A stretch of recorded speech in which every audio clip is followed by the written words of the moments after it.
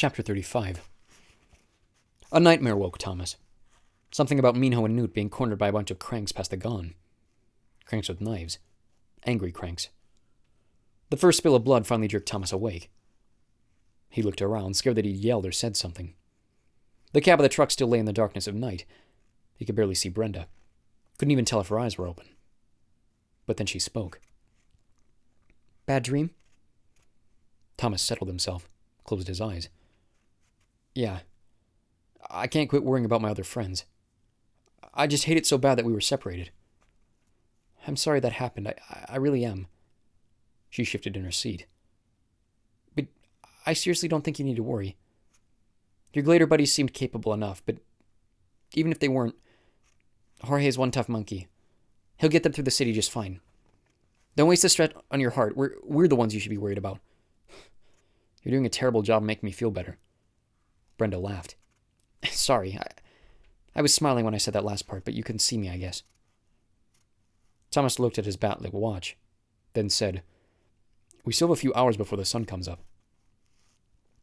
After a short silence, Thomas spoke again. "Tell me a little bit more about what life's like now. They took most of our memories. Some of mine came back, but they're sketchy, and I don't know if I can trust them. There isn't much there about the outside world either." Brenda sighed deeply. "The outside world, huh? Well, it sucks. The temperatures are finally starting to go down, but it'll be forever before the sea levels do the same. It's been a long time since the flares, but so many people died, Thomas. So many. It's actually kind of amazing how everyone who survived stabilized and civilized so quickly. If it weren't for this stupid flare, I think the world would pull through in the long run, but if wishes were fishes, I can't remember, something my dad used to say." Thomas could hardly contain the curiosity that now raced inside him. What did happen?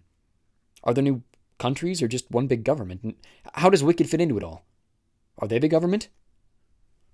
"They're still countries, but they're more unified. Once the flare started spreading like crazy, they combined all their forces. Technology, resources, whatever to start up Wicked. They set up this crazy elaborate testing system, and have tried really hard to have quarantine areas. They slowed the flare down, but they can't stop it. I think the only hope is to find a cure. Hope you're right that they've done it, but if they have, they sure haven't shared it with the public yet." "So where are we?" Thomas asked. "Where are we right now?" "In a truck?" When Thomas didn't laugh, she continued. "Sorry. Bad time for jokes. Judging by the labels on the food, we think we're in Mexico, or what used to be Mexico. It makes the most sense. Now it's called the Scorch. Basically, in any area between the two tropics, Cancer and Capricorn, it's a complete wasteland now. Central and South Americas, most of Africa, the Middle East and Southern Asia. Lots of dead lands, lots of dead people. So welcome to the Scorch. Isn't it nice of them to send us sweet cranks down here?" Man. Thoughts raced through Thomas's mind, mostly related to how he knew he was part of Wicked, a huge part, and how the maze and groups A and B and all the junk they were going through were parts of it too. But he couldn't remember enough to make it any sense. "Man?" Brenda asked. "That's the best you can come up with?" "I have too many questions. I can't seem to latch on to just one to ask." "Do you know about the numbing agent?" Thomas looked over at her.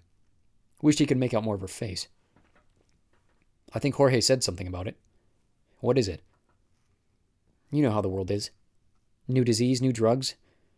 Even if it doesn't do jack to the illness itself, they'll still come up with stuff." "What does it do? Do you have any?" Brenda shouted it with contempt. "You think they'd give us any? Only the important people. The rich people can get their hands on that junk. They call it the bliss. Numbs your emotions, it numbs your brain processes. Slows you down to a drunken stupor so you don't feel much. Keeps the flare at bay because the virus thrives in your brain. Eats at it, destroys it. If there's not a lot of activity, the virus weakens." Thomas folded his arms. There's something very important here, but he couldn't put his finger on it. "So, it's not a cure? Even though it slows the virus down?" "Not even close. Just delays the inevitable. The flare always wins in the end. You lose any chance of being rational, having common sense, having compassion. You lose your humanity." Thomas went quiet. Maybe more strongly than ever before. He felt that a memory, an important one, was trying to squeeze its way through the cracks in the wall, blocking him from his past. The flare, the brain, going mad. The numbing agent, the bliss. Wicked, the trials, what Ratman had said. That their responses to the variables were what this was all about. "Did you fall asleep?" Brenda asked him after several minutes of silence. "No, just too much information." He felt dimly alarmed at what she had said, but he still couldn't put anything together. It's hard to process it all. "Well, I'll shut up then." She turned away, rested her head against the door. "Pushed out of your mind. Won't do you any good. You need rest." "Mm-hmm," Thomas mumbled, frustrated at having so many clues but no real answers. But Brenda was right. He could definitely use a good night's sleep. He got comfortable and did his best, but it took a long time before he finally dozed off. And dreamed. He's older again. Probably 14 now. He and Teresa are kneeling on the ground, their ears pressed to the crack of a door. Listening. Eavesdropping. A man and a woman are talking inside, and Thomas can hear them well enough. The man first. "Did you get the additions to the variables list?" "Last night," the woman responds. "I like what Trent added for the end of the maze trials. Brutal, but we need it to happen. Should create some interesting patterns." "Absolutely. Same with the betrayal scenario, if that ever has to play out." The woman makes a noise that must be a laugh, but that sounds strange and humorless. "Yeah, I had the same thought. I mean, good lord, how much can these kids take before they'll go crazy on their own?" "Well, it's not just that, it's risky.